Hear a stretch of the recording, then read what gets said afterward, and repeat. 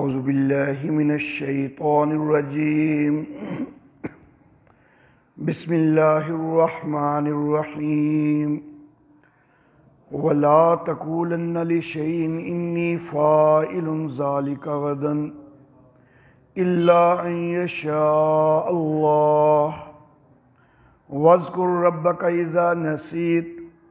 وَقُلْ عَسَىٰ أَن يَهْدِيَنِ رَبِّي لِأَقْرَبَ مِنْ هَٰذَا رَشَدًا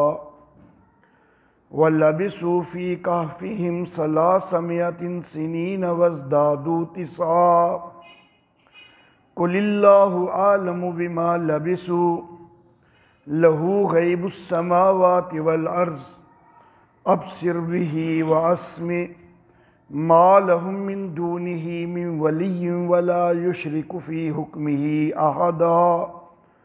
صدق اللہ مولانا العلی العظیم وبلغنا نبیہ ورسولہ الکریم وَلَا تَقُولَنَّ لِشَيْءٍ إِنِّي فَاعِلٌ ذَلِكَ غَدًا،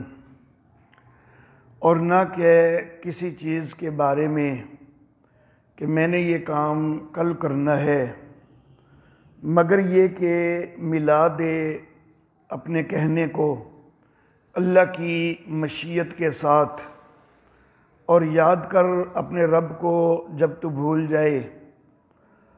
اور کہہ کہ امید ہے کہ میرا رب میری رہنمائی کرے گا اس سے قریب تر بھلائی کے راستے کی۔ نبی اکرم صلی اللہ علیہ وآلہ وسلم سے مکہ والوں نے 3 سوالات پوچھے تھے، جیسا کہ میں ذکر کر چکا ہوں پہلے، اور نبی اکرم صلی اللہ علیہ وآلہ وسلم آپ نے فرما دیا کہ میں کل بتلا دوں گا، انشاءاللہ کہنا بھول گئے۔ حقیقت میں اپنی طرف نسبت نہیں کر رہے تھے، حقیقت میں اگر خود ہی بتانا ہوتا تو اسی وقت ہی بتا دیتے۔ مقصود تو نبی اکرم صلی اللہ علیہ وآلہ وسلم کا یہی تھا کہ کل تک وحی آ جائے گی، اللہ رب العزت مجھے بتا دیں گے تو میں آگے بتا دوں گا، لیکن انشاءاللہ کا لفظ کہنا بھول گئے، ظاہراً نسبت اپنی طرف ہو گئی، حالانکہ دل میں تو یہی تھا کہ اللہ کے بتانے سے بتاؤں گا، لیکن صرف ایک جو ظاہری نسبت نبی اکرم صلی اللہ علیہ وآلہ وسلم کی زبان مبارک سے اپنی طرف ہو گئی نا، تو اللہ رب العزت کی طرف سے اس کے اوپر بھی تنبیہ ہو گئی، اور ایک روایت کے مطابق 15 دن تک اور دوسری روایت کے مطابق 18 دن تک وحی رکی رہی، اور اس کے بعد جو ہے وہ دوبارہ وحی جاری ہوئی اور ان سوالات کے جوابات دیے گئے۔ اصحاب کہف کے حوالہ سے جو سوال تھا اس کا جواب دے کے اب اللہ رب العزت اس چیز کی طرف توجہ دلا رہے ہیں کہ یہ جو اتنا تاخیر ہوئی ہے تو وہ اس وجہ سے کہ آپ نے اپنے کام کو اللہ کی مشیت کے ساتھ، مشیت کے ذکر کے ساتھ متعلق نہیں کیا تھا، یہ نہیں کہا تھا کہ انشاءاللہ، تو اس لیے یہ معاملہ پیش آیا ہے۔ آئندہ کے لیے خیال رکھنا ہے کہ کسی بھی چیز کے متعلق ایسا نہیں کہنا کہ میں نے یہ کام کل کرنا ہے، مگر یہ کہ اپنے کہنے کو اللہ کی مشیت کے ساتھ ملانا ہے۔ اللہ کی مشیت کے ساتھ ملانا ہے مراد ہے اللہ کی مشیت کے ذکر کے ساتھ ملانا ہے۔ ذکر کا لفظ یہاں پر محذوف سمجھا جائے گا، یعنی جب بھی کوئی بات کرنی ہے مستقبل کے حوالہ سے، غدن جو ہے لفظی معنی تو ہوتا ہے کل، مراد کوئی بھی مستقبل ہے یہاں سے، تو مستقبل کے حوالہ سے کوئی بات کرنی ہو، بے شک چند منٹ بعد کے لیے ہی کیوں نہ ہو، ضروری نہیں کہ اگلے دن یا اس کے بعد کی ہو، چند لمحوں بعد کے لیے بھی کوئی معاملہ ہو تو انشاءاللہ ضرور کہنا چاہیے۔ وَاذْكُرْ رَبَّكَ اِذَا نَسِيتَ، اگر تو بھول جائے تو پھر اپنے رب کو یاد کر، یعنی جس وقت بات کی ہے کوئی مستقبل کے حوالہ سے انشاءاللہ کہنا بھول گئے، تو جس وقت یاد آئے نا تو اس وقت انشاءاللہ کہہ لیا کرو۔ بعض مفسرین نے یہ مراد لی ہے وَاذْكُرْ رَبَّكَ سے کہ جس وقت یاد آئے تو پھر استغفار کر لیا کرو، پھر استغفر اللہ کہہ دیا کرو کہ مجھ سے غلطی ہوئی کہ میں نے انشاءاللہ نہیں کہا، اور بعض کہتے ہیں کہ انشاءاللہ کہہ لیا کرو یہ مراد ہے۔ بہرحال دونوں میں سے کچھ بھی ہو سکتا ہے، اللہ کا ذکر ہے وہ بھی اللہ کا ذکر ہے استغفر اللہ، اور یہ بھی اللہ کا ذکر ہے انشاءاللہ، کوئی بھی اللہ کا ذکر کیا جائے تو ازالہ ہو جائے گا اس غلطی کا جو پہلے ہو چکی۔ اب بعد میں اگر انشاءاللہ کہا جائے تو اس میں آگے پھر چیزیں ہیں دو۔ ایک چیز یہ ہے کہ انشاءاللہ جو بعد میں کہا گیا ہے وہ حکم کے لحاظ سے کیا وہ پہلی جملے کے ساتھ لگ جائے گا یا نہیں لگے گا؟ ہم احناف کا مسلک یہ ہے کہ اگر ایک بات کر دی ہے اور اس کے بعد بے شک تھوڑی سی دیر بعد بھی انشاءاللہ کہا جائے نا تو وہ حکم کے لحاظ سے وہ پہلی بات کے ساتھ متعلق نہیں ہوگا۔ صرف جو پہلی بات میں انشاءاللہ نہیں کہا تھا اس غلطی کا ازالہ تو ہو جائے گا، لیکن وہ اس کے ساتھ لگ نہیں سکتا۔ اس چیز کو میں سمجھانے کے لیے ایک مثال دیتا ہوں تو پھر بات زیادہ سمجھ آئے گی۔ ایک مسئلہ ہے کہ اگر مثال کے طور پر اگر ایک آدمی اپنی بیوی سے کہتا ہے کہ میں نے تجھے طلاق دی انشاءاللہ، تو یہ طلاق کوئی نہیں ہوگی کیونکہ اس نے ساتھ ہی کہہ دیا کہ انشاءاللہ، لیکن طلاق دینے کے 2-4 منٹ بعد کہتا ہے انشاءاللہ، وہ نہیں لگے گا، وہ طلاق ہو چکی ہے۔ بعد میں شرمندہ ہوا ہے تو اب انشاءاللہ کہہ کے اس کو ختم کرنے کی کوشش کر رہا ہے، وہ کوئی نہیں ہوگی۔ تو ہم احناف کا مسلک یہ ہے کہ مستقبل کے متعلق کوئی بات کرنی ہے تو اس کے ساتھ اگر انشاءاللہ بھول گئے ہیں بعد میں کہہ دیا ہے تو یہ اس غلطی کا تو ازالہ ہو جائے گا، لیکن حکم کے لحاظ سے یہ پہلی جملے کے ساتھ متعلق نہیں ہوگا۔ سیدنا عبداللہ ابن عباس رضی اللہ تعالی عنہما مفسر قرآن صحابی ہیں، لیکن اجتہاد جو ہے اس کے اندر کئی دفعہ بڑے بڑے مجتہد جو ہیں ان سے بھی اجتہاد کے اندر خطا یا کمزوری ہو جایا کرتی ہے، اور اجتہادی خطا جو ہے نا اس کے اوپر مواخذہ نہیں ہے، پکڑ نہیں ہے، بلکہ مجتہد اگر اجتہاد کرے اور اجتہاد میں غلطی بھی ہو جائے نا تب بھی نبی اکرم صلی اللہ علیہ وآلہ وسلم کے فرمان کے مطابق اس کو اجر ہی ملتا ہے، اور اگر درست اجتہاد کرتا ہے تو اس کو دوہرا اجر ملتا ہے۔ غیر مجتہد اگر اجتہاد کرے تو اس کو گناہ ملتا ہے، جس کے اندر اجتہاد کی شرعی صلاحیت کوئی نہیں تو وہ اجتہاد کرے تو وہ تو چونکہ اس کے اندر صلاحیت ہی کوئی نہیں تو وہ تو دین کا بیڑا غرق کرے گا، تو اس کو گناہ ملتا ہے۔ لیکن جو اجتہاد کی صلاحیت رکھتا ہے وہ اجتہاد کرے تو اس کو اجتہاد کرنے کا ثواب مل ہی جاتا ہے، بے شک اجتہاد میں غلطی ہی کیوں نہ ہو گئی ہو، اور اگر اجتہاد درست ہو جائے تو دوہرا اجر مل جاتا ہے۔ سیدنا عبداللہ ابن عباس رضی اللہ تعالی عنہما بڑے بلند درجے کے صحابی ہیں، اور خاص طور پر تفسیر قرآن حکیم کے اندر سارے صحابہ کرام میں سے ان کا مقام جو ہے وہ بڑا امتیازی ہے، اسی لیے ان کو مفسر قرآن صحابی کہا جاتا ہے۔ لیکن یہاں پر اجتہاد ان کا یہ ہوا کہ بعد میں بھی اگر انشاءاللہ کہا جائے تو وہ حکماً بھی پہلے جملے کے ساتھ لگ جائے گا، یہ ان کی رائے ہے، ان کا اجتہاد ہے۔ اب کتنا بعد کہا جائے؟ حضرت عبداللہ ابن عباس نے بڑا کھلا کھاتا دے دیا، انہوں نے کہا کہ سال بعد بھی کہہ دیا جائے نا اگر انشاءاللہ تو وہ بھی اس پہلے جملے کے ساتھ لگ جائے گا۔ عطا بن ابو رباح یہ بھی ایک مجتہد ہیں، انہوں نے بھی بعد کے انشاءاللہ کے متعلق کہا کہ وہ پہلے جملے کے ساتھ حکماً بھی لگ جائے گا، صرف غلطی کا ازالہ ہی نہیں ہوگا، حکماً بھی لگ جائے گا، لیکن انہوں نے مدت ذرا محدود رکھی، انہوں نے کہا کہ 1 مہینے تک جو ہے نا مدت ہے، 1 مہینے تک انشاءاللہ کہہ دیا تو وہ پہلے حکم کے ساتھ لگ جائے گا۔ لیکن حضرت عبداللہ ابن عباس رضی اللہ تعالی عنہما انہوں نے 1 سال کی مدت کہی کہ 1 سال تک بھی اگر انشاءاللہ کہہ دیا تو وہ پہلے کے ساتھ جو ہے وہ لگ جائے گا۔ اب طلاق کی عدت ہوتی ہے 3 حیض، اور 3 حیض جو ہیں وہ عموماً 3 ماہ کے لگ بھگ اس میں پورے ہو جاتے ہیں،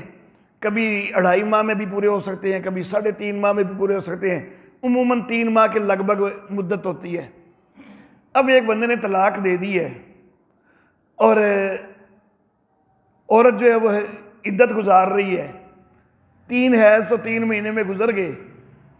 اس کے بعد اس کی عدت ختم ہو گئی، وہ کہیں اور نکاح کر لیتی ہے۔ حضرت عبداللہ ابن عباس کہتے ہیں کہ سال بعد بھی انشاءاللہ کہا تو وہ پہلے کے ساتھ حکماً لگ جائے گا۔ تو بندے کو سال بعد جا کے خیال آ گیا اس کے یہ میں نے غلطی کر بیٹھا ہوں کہ میں نے طلاق دے دی ہے، تو اس وقت وہ انشاءاللہ کہہ دے تو اب جو دوسرا خامند ہے وہ اس کو بیوی دے گا؟ ظاہر بات ہے کہ یہ نہیں ہو سکتا۔ تو یہ حضرت عبداللہ ابن عباس رضی اللہ تعالی عنہما انہوں نے جو یہاں پر اجتہاد کیا ہے تو یہ مناسب نہیں ہے۔ امام اعظم ابو حنیفہ رحمہ اللہ ان کے دور میں ہر دور میں کوئی نہ کوئی ایسا بھی ہوتا ہے کہ جو دل کے اندر جلن رکھتا ہے، حسد رکھتا ہے، اور بڑے افسوس کی بات ہے کہ یہ حسد والی بیماری علماء کے اندر بھی بہت زیادہ ہوتی ہے۔ اللہ رب العزت علماء کرام کو اس سے بچائے، اس سے محفوظ رکھے، لیکن یہ شروع سے ہی چلا آ رہا ہے کہ علماء کے اندر بھی یہ والی خرابی بڑی نظر آتی ہے کہ حسد پایا جاتا ہے کئی دفعہ۔ اللہ اللہ۔ عبد الرحمن ابن ابی لیلہ وہ امام اعظم ابو حنیفہ رحمہ اللہ سے اسی طرح کچھ پرخاش رکھتے تھے کہ امام صاحب کی بڑی مقبولیت ہے۔ خلیفہ عباسی خلیفہ تھا منصور، تو منصور حضرت عبداللہ بن عباس رضی اللہ تعالی عنہما کی اولاد میں سے ہے، ان کی نسل میں سے ہے۔ تو عبد الرحمن ابن ابی لیلہ نے جا کے خلیفہ منصور سے یہ شکایت لگا دی کہ آپ کے دادے کا مسلک یہ ہے کہ انشاءاللہ سال بعد بھی کہا جائے تو وہ پہلے جملے کے ساتھ لگ جاتا ہے، تو امام ابو حنیفہ آپ کے دادے کی بات کوئی نہیں مانتے، وہ فتویٰ دیتے ہیں کہ 2 منٹ بعد بھی کہا جائے تب بھی کوئی نہیں لگتا، بالکل ساتھ ہی کہیں تو تب تو لگتا ہے، آگے 1 منٹ 2 منٹ کا بھی وقفہ ہو گیا تو کوئی نہیں لگتا۔ منصور کو غصہ آ گیا، اچھا میرے دادے کے خلاف فتویٰ دیتا ہے وہ، بلاؤ کدھر ہے امام ابو حنیفہ؟ بلا لیا گیا۔ منصور نے کہا ہاں جی میں نے سنا کہ آپ میرے دادے کے مسلک کے خلاف فتویٰ دیتے ہیں کہ بعد والا انشاءاللہ پہلے جملے کے ساتھ کوئی نہیں لگتا۔ انہوں نے کہا جی میں یہ فتویٰ دیتا ہوں۔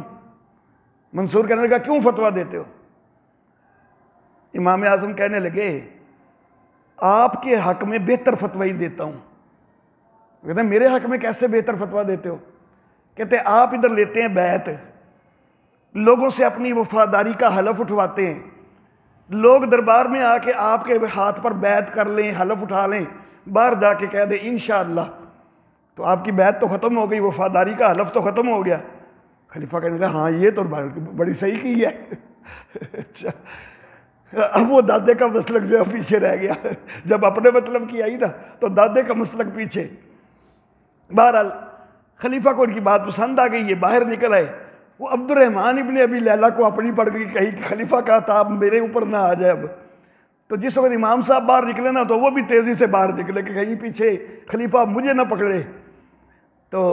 وہ بھی جب تیزی سے باہر آئے نا تو باہر آ کے انہوں نے امام ابو حنیفہ سے کہا کہ امام صاحب اج تے مروائی چھڑیا سارے تے خلیفہ دا تا میرے تے بھی تے ہو سکتا سی۔ امام صاحب نے کہا بزرگوں پہل تے تسی کیتی سی، نہ انج دے کام کرتے تے نہ ہوندا تہاڈے نال بھی انج۔ اللہ اللہ۔ کہتے ہیں کہ اندلس کے ایک عالم انہوں نے بغداد کے علماء کی شہرت سنی کہ بغداد کے علماء بڑے اونچے درجے کے علماء ہیں، تو وہ بغداد کی طرف آئے کہ ذرا دیکھو تو صحیح، بڑی شہرت سنی ہے بغداد کے علماء کی، تو ان کی واقعی کوئی حیثیت ہے بھی، ایسے ہی لوگوں میں مشہور ہو گئے ہوئے ہیں۔ جس وقت وہ اندلس کا عالم وہ بغداد پہنچا تو صبح سبیرے کا وقت تھا۔ قدیم دور میں شہروں کے باقاعدہ پھاٹک ہوا کرتے تھے۔ یہاں پر ابھی بھی آپ گجرانوالہ جائیں نا تو گرچھاکی دروازہ اور خیالی دروازہ وغیرہ یہ کافی سارے دروازے تو یہ باقاعدہ بند ہوا کرتے تھے راتوں میں اور دن کو کھولے جاتے ہوتے تھے۔ تو بہرحال بغداد کے پھاٹک بند تھے۔ صبح صبح جب یہ پہنچے دیہاتوں سے کئی خوانچے والے سبزیاں وغیرہ لے کے تو وہ بھی ادھر پہنچے ہوئے ہیں کہ جو دروازہ کھلنے کا انتظار کر رہے ہیں کہ اندر جا کے اپنی سبزیاں فروخت کرنی ہیں۔ تو دروازہ کھلا، یہ بھی اندر گئے، وہ دو خوانچے والے ان کے ساتھ ساتھ اندر جا رہے تھے اور خوانچے والے ساتھ ساتھ اندر جاتے تھے، آپس میں بات کر رہے تھے۔ تو ایک خوانچے والا کہنے لگا کہ یار یہ جو حضرت عبداللہ ابن عباس رضی اللہ تعالی عنہما نے فتویٰ دیا ہوا ہے کہ سال بعد بھی انشاءاللہ کہیں تو وہ پہلے کے ساتھ لگ جاتا ہے، تو مجھے تو لگتا ہے کہ یہ درست کوئی نہیں۔ دوسرے خوانچے والے نے کہا کہ تجھے کیسے لگتا ہے؟ تو یہ کہنے لگا کہ حضرت یونس علیہ الصلاۃ و تسلیمات، حضرت ایوب علیہ الصلاۃ و تسلیمات بیمار پڑ گئے تھے اور بہت زیادہ بیمار ہو گئے، کافی عرصہ گزر گیا، یہاں تک کہ ان کی بیوی کو شیطان نے ایک بزرگ کے روپ میں ورغلایا تھا کہ حارث کے نام کا جو ہے وہ بکرا ذبح کرو، اور بیوی نے یہی سمجھا تھا کہ شاید حارث بھی کوئی اللہ کا ہی نام ہے، تو بیوی اس چیز کے لیے تیار ہو گئی تھی۔ بیوی کو نہیں پتا تھا کہ حارث شیطان نے اپنا نام رکھا ہوا ہے اور وہ اپنے نام کا بکرا ذبح کروانا چاہتا ہے، تو بیوی اس چیز کے لیے تیار ہو گئی تھی۔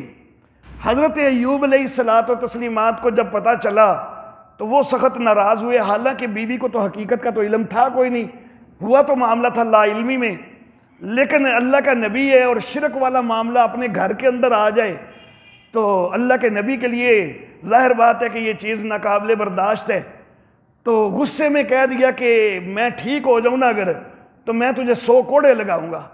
حالانکہ بیچاری کا جرم تو اتنا ہے کوئی نہیں تھا کہ 100 کوڑے لگائے جائیں۔ اس کے بعد اللہ نے جلدی شفا بھی دے دی، اس سے پہلے تو بہت عرصہ بیمار رہے تھے، لیکن اس واقعہ کے بعد جلدی شفا بھی مل گئی۔ اب دل میں پریشان ہوئے کہ اس بیچاری کا قصور اتنا ہے کوئی نہیں، تو اب میں نے 100 کوڑے لگانے ہیں۔ تو اللہ رب العزت نے طریقہ بتلایا کہ کوڑا جو ہے تو اس کی کوئی متعین جو ہے وہ شرعی مقدار کہ ضرور وہ اتنا موٹا ہونا چاہیے، اتنا لمبا ہونا چاہیے، اتنا اس کا وزن ہونا چاہیے، ایسا تو ہے کوئی نہیں۔ تو آپ ایسا کریں 100 تنکے لے لیں، ان کا ایک جھاڑو بنا لیں اور جھاڑو ایسے مار دیں تو وہ 100 کوڑے لگانے کی، 100 کوڑے مارنے کی جو قسم ہے جو آپ کی پوری ہو جائے گی۔ تو وہ یہ بات کر کے نا وہ خانچے والا کہتا ہے کہ اللہ نے یہ جو اتنا لمبا چوڑا طریقہ بتایا تو اللہ تعالیٰ یہ بھی کہہ سکتے تھے نا کہ اب آپ انشاءاللہ کہہ لیں، تو وہ پہلے والے آپ کی قسم ختم ہو جائے گی۔ تو وہ جو آیا تھا عالم وہ حیران رہ گیا کہ یہاں تو خانچے والا جو ہے وہ اتنے بڑے تبصرے کر رہا ہے، حضرت عبداللہ ابن عباس کے قول کے اوپر وہ تبصرے کر رہا ہے۔ تو اس نے سمجھ لیا کہ یہاں کے علماء جو ہے نا وہ واقعی بڑی کوئی خصوصی اہمیت والے ہیں۔ وہ آیا تھا امتحان لینے کی غرض سے کہ میں جا کے کچھ اوکھے اوکھے سوال پوچھوں گا، لیکن جس وقت یہ سارا معاملہ ہوا نا اس کو پھر جرت نہیں ہوئی کسی مولوی کا امتحان لینے کی۔ اس نے کہا جب یہاں خانچے والے اتنے تیز ہیں تو پھر یہاں کے علماء سے امتحان لیتے ہوئے کہیں میں خود ہی نہ پھنس جاؤں۔ اللہ اللہ وَلَا تَقُولَنَّ لِشَيْءٍ، نہ کہ کسی چیز کے لیے کہ میں اس کو کرنے والا ہوں کل، مگر یہ کہ اس کو اللہ کی مشیت کے ذکر کے ساتھ ملا دے اور یاد کر اپنے رب کو جب تو بھول جائے، اور کہہ کہ امید ہے کہ میرا رب میری رہنمائی کرے گا اس کے قریب ترین بھلائی کے راستے کی۔ وَلَّبِثُوا فِي كَهْفِهِمْ 300 سنین، اور وہ اپنے غار کے اندر رہے 300 سال، وَازْدَادُوا 9، اور اس کے اوپر 9 زیادہ کیے۔ اللہ رب العزت سیدھے بھی تو 309 کہہ سکتے ہیں نا، لیکن اللہ رب العزت نے کہا یوں ہے کہ 300 سال رہے 9 اوپر زیادہ کیے، یہ نہیں کہا کہ 309 رہے۔ تو اس کی ایک خوبصورت تعبیر بعض مفسرین نے یہ کی ہے کہ اگر 300 شمسی سال ہونا جو سورج سے متعلق ہیں تو 309 قمری سال بن جاتے ہیں جو کہ چاند سے متعلق ہیں۔ جو سورج سے متعلق سال ہے نا وہ 365.2422 دن کا اس کی مقدار ہوتی ہے، اور قمری سال تقریباً 10 دن اس سے چھوٹا ہوتا ہے، اور وہ تقریباً 355 دن کا ہوتا ہے۔ تو 300 سال شمسی ہوں تو ان کے اندر 309 سال قمری بن جاتے ہیں تقریباً۔ تو اللہ رب العزت نے یہاں پر اس انداز میں جو بیان فرمایا ہے تو اس میں دونوں سالوں کی طرف اشارہ کر دیا کہ شمسی سال 300 ہوئے تھے اور قمری سال جو ہے وہ 309 ہوئے تھے۔ بعض دیگر مفسرین نے ایک اور بات کہی ہے، وہ کوئی اتنی زیادہ مناسب معلوم نہیں ہوتی ہے، کہ اگرچہ کسی حد تک وہ بھی قابل قبول تو ضرور ہے۔ دیکھیں ہم رات کو سوتے ہیں 5-6 گھنٹے سوتے ہیں، اب جس وقت ہم صبح اٹھتے ہیں تو انگڑائیاں لیتے ہوئے کوئی 4-5 منٹ تو ہم بستر پر گزار ہی دیتے ہیں۔ 5 گھنٹے ہم سوئے ہیں تو 5 منٹ ہم نے بستر پر جو ہے نا وہ انگڑائیاں لیتے ہوئے گزار دیے، نیند سے بیدار ہوتے ہوئے گزار دیے۔ تو بعض مفسرین نے کہا کہ 300 سال تھے گہری نیند کے، لیکن اب جب اتنی لمبی گہری نیند تھی نا تو پھر اٹھتے اٹھتے بھی بڑا وقت لگ گیا، آہستہ آہستہ بیداری ان کے اندر آنے لگی آہستہ آہستہ، اور اس میں 9 سال لگ گئے کوئی انگڑائیاں لیتے ہوئے۔ تو بہرحال یہ بھی بات کسی حد تک قابل قبول ہو سکتی ہے، لیکن زیادہ بہتر بات جو ہے وہ پہلے والی ہے۔ اللہ واللہ قل اللہ عالم بما لبثوا، تو کہہ کہ اللہ زیادہ بہتر جانتا ہے کہ وہ کتنی مدت ٹھہرے ہیں۔ اب یہاں پر یہ جو جملہ آ گیا نا کہ اللہ زیادہ بہتر جانتا ہے کہ وہ کتنی مدت ٹھہرے ہیں، اس جملے سے فائدہ اٹھا کر بعض لوگوں نے کہا کہ وہ جو 309 والی مقدار ہے نا وہ اصل میں شہر والوں کی کیا اندازہ وہ اللہ نے ذکر کیا ہے۔ اللہ رب العزت نے خود اپنی طرف سے وہ مدت نہیں بتلائی بلکہ شہر والوں کا اندازہ ذکر کیا ہے۔ میں نے گزشتہ درس میں جو ذکر کیا تھا کہ اگر ڈیسس کے عہد میں یہ غار کے اندر گئے ہیں اور تھیوڈوسیس کے عہد میں باہر آئے ہیں تو پھر تو زیادہ سے زیادہ 251 سال بنتے ہیں، پھر 309 سال کوئی نہیں بنتے۔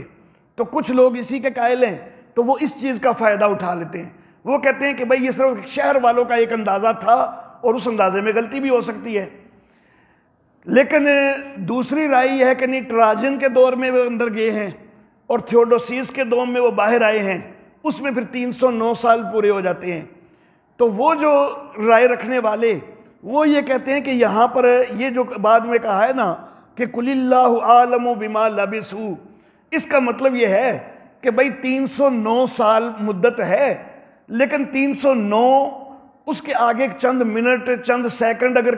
کم و بیش ہو گئے تو اللہ تو اس کو بھی جانتا ہے، لیکن تمہیں اس کو جاننے کی کوئی اتنی ضرورت کوئی نہیں ہے، بس 309 سیدھا سیدھا کہہ دیا ہے۔ آگے ہو سکتا ہے کوئی ایک آدھ مہینہ اوپر ہو یا ہفتہ اوپر ہو یا کوئی ایک آدھ دن اوپر ہو یا چند گھنٹے یا چند منٹ یا ہو سکتا ہے چند سیکنڈ ہی اوپر ہو، تو یہ اللہ کو تو بالکل 100% معلوم ہے صحیح کہ کتنے گھنٹے کتنے منٹ کتنے سیکنڈ تک بھی معلوم ہے، لیکن تمہیں اتنا علم ہونے کی کوئی ضرورت نہیں ہے، بس 309 کہہ دیے، آگے کوئی ایک آدھ مہینے کا فرق بھی ہو جائے یا بے شک چند سیکنڈ کا فرق ہو جائے تو تمہیں اس میں کوئی اتنا دخل دینے کی ضرورت کوئی نہیں ہے۔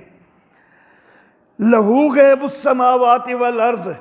اس کو تو آسمانوں اور زمین کی چھپی چیزوں کا بھی علم ہے نا، تو اس کو تو ہر چیز کا علم ہے، اس کو تو پوری طرح علم ہے، لیکن تمہیں بس اتنا کافی ہے کہ 309 سال۔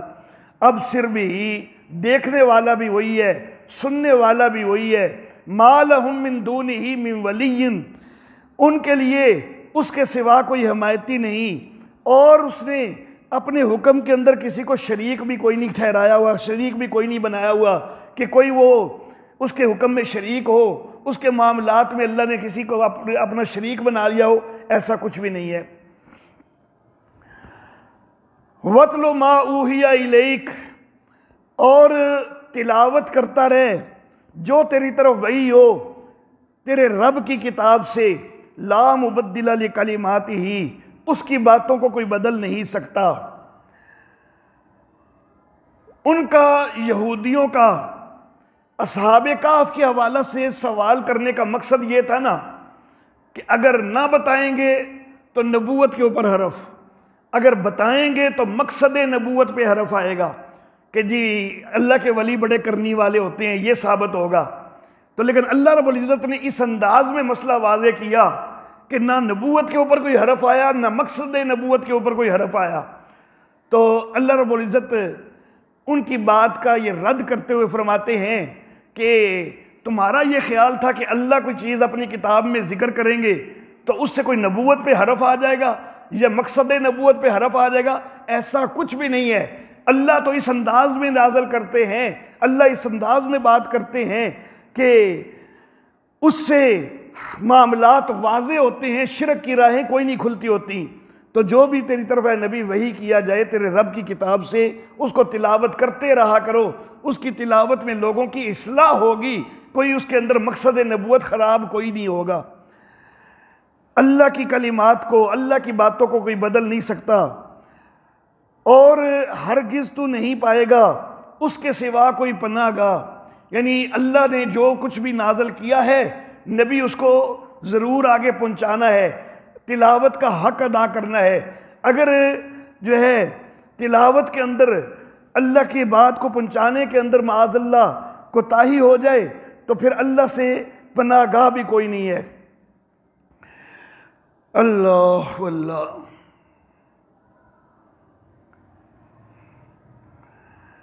وَاصْبِرْ نَفْسَكَ مَعَ الَّذِينَ يَدْعُونَ رَبَّهُمْ، اپنے آپ کو روکے رکھو ان کے ساتھ کہ جو اپنے رب کو پکارتے ہیں صبح بھی اور شام بھی، وہ اللہ کی رضا چاہتے ہیں اور تیری آنکھیں ان سے نہ ہٹیں۔ اے نبی، یہ جو تیرے صحابہ ہیں نا، یہ صحابہ کرام کی آگے عظمت بیان ہو رہی ہے۔ اے نبی، یہ جو تیرے صحابہ ہیں تیری نگاہیں ان کے ساتھ رہنی چاہیے، تیرا تعلق ان کے ساتھ رہنا چاہیے، ان سے ہٹنا نہیں۔ کوئی ان میں سے مالدار ہے، کوئی تنگ دست ہے، جو بھی ہے، تو یہ سارے صحابہ یہ عظمت والے ہیں، یہ تو صبح و شام اپنے رب کو پکارنے والے ہیں، تو تیرا تعلق ہر وقت ان کے ساتھ رہنا چاہیے۔ تیری نگاہیں ان سے ہٹے نہ کہ تو ارادہ کرتا ہو دنیا کی زندگی کے رونق کا، اور نہ کہنا مان اس کا کہ جس کے غافل کیا اس کے دل کو ہم نے اپنے ذکر سے، اور وہ اپنی خواہش کی پیروی کر رہا ہے، اور اس کا کام جو ہے وہ حد سے ہٹا ہوا ہے، حد کے اوپر قائم نہیں ہے۔ یعنی اے نبی،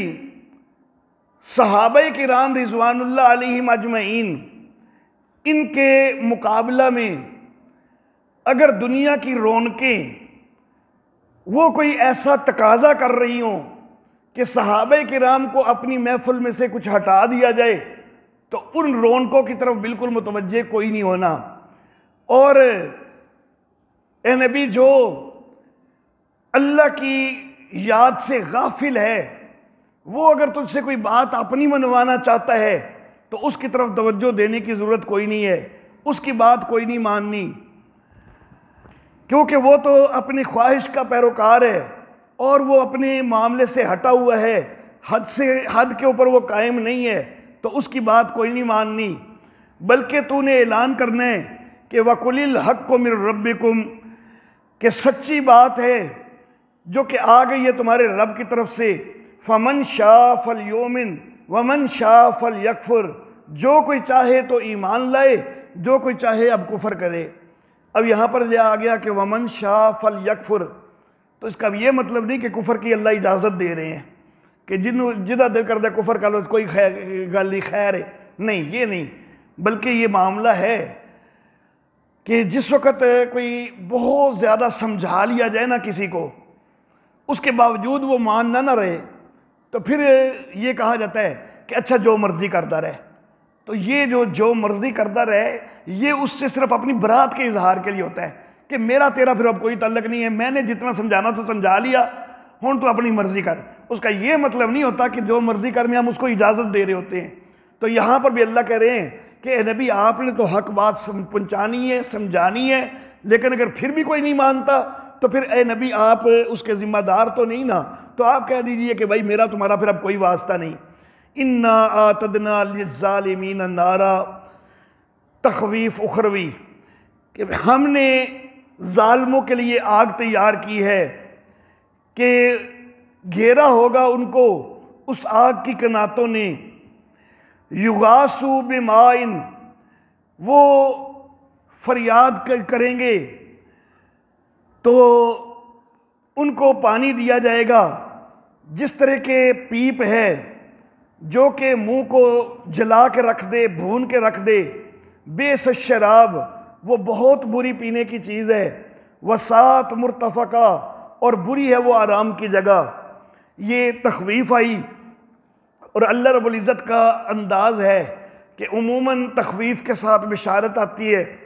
کبھی بشارت پہلے ہوتی ہے تخویف بعد میں ہو جاتی ہے، کبھی تخویف پہلے ہوتی ہے بشارت بعد میں۔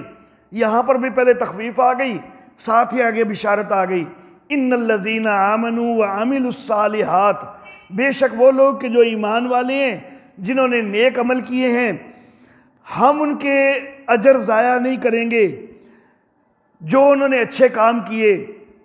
جو ان میں سے اچھے کام کرے اس کا اجر ہم ضائع نہیں کریں گے۔ یہ لوگ جو ہیں ان کے لیے باغات ہیں ہمیشہ رہنے کے، کہ جن کے نیچے نہریں بہتی ہیں، زیور پہنائے جائیں گے ان باغات کے اندر، سونے کے کنگن، اور وہ پہنائے جائیں گے، اور وہ پہنیں گے سبز لباس، باریک ریشم کے بھی اور گاڑے ریشم کے بھی۔ دنیا کے اندر تو مرد کے لیے ریشم منع ہے، لیکن وہاں پر مردوں کو بھی جو ہے وہ ریشم کے لباس میسر ہوں گے۔ متکئین فیہا علی الارائک، ٹیک لگائے ہوں گے وہ اس کے اندر تختوں کے اوپر۔ کیا اچھا بدلہ ہوگا اور کیا اچھی وہ آرام کی جگہ ہے۔ وَاضْرِبْ لَهُمْ مَثَلًا الرَّجُلَيْنِ، میں نے خلاصہ بیان کرتے ہوئے عرض کیا تھا کہ تزہید من الدنیا کے لیے 3 امور کا بیان ہوگا۔ یہاں پر ان 3 امور میں سے پہلے امر کا جو ہے وہ بیان کیا جا رہا ہے ایک مثال کی شکل میں، کہ دنیا کا سامان جو ہے یہ تو ختم ہو جانے والا ہے، تو پھر تمہیں اسی کے اندر دل نہیں لگانا چاہیے۔ اس چیز کو اللہ رب العزت اب بیان فرما رہے ہیں۔ مناسبت یہ ہے کہ پیچھے جو ہے وہ ذکر آیا تخویف کے اندر کہ آگ بھی تیار ہے، جہنم کا تذکرہ آیا، اور